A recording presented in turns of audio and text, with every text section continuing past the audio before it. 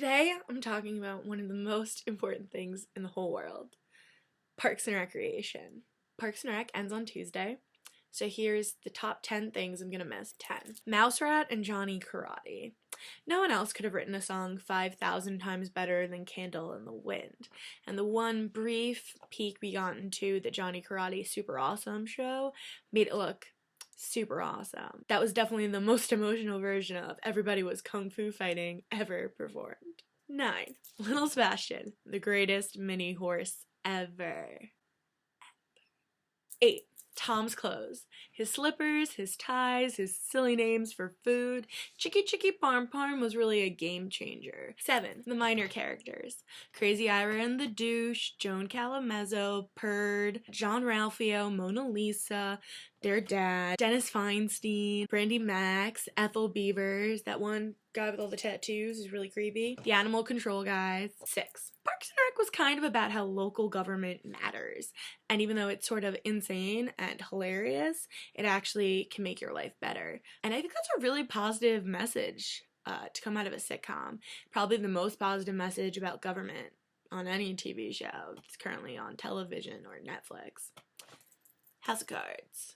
5. Leslie freaking Knope. What an aggressive force of compassion and humanity. You know, in interviews when they ask what your greatest weakness is and kind of the joke answer is, I care too much. Leslie Knope is the only person for whom that is actually their greatest weakness. And it's definitely also her greatest strength. I'm gonna miss Leslie on my TV so much. 4. That sort of wonderful feeling you have when an episode's over and you just feel so light and happy because you just laughed so much.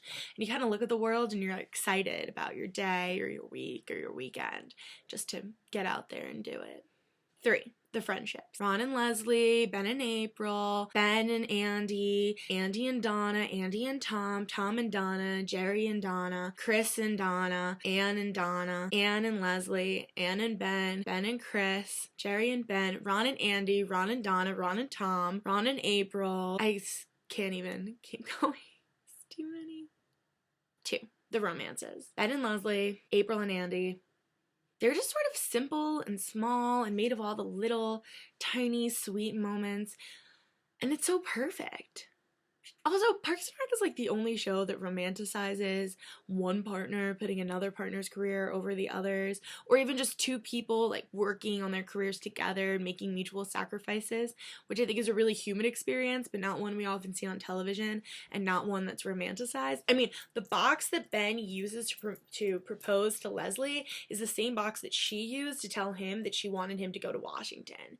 And I think that, like, that's love. 1. Watching with the people you love.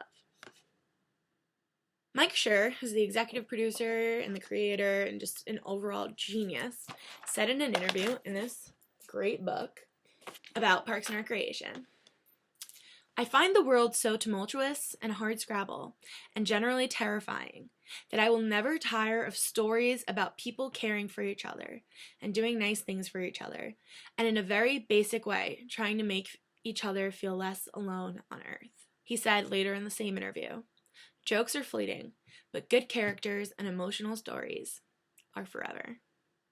Parks and Recreation's forever. Bobby Newport has never had a real job in his life.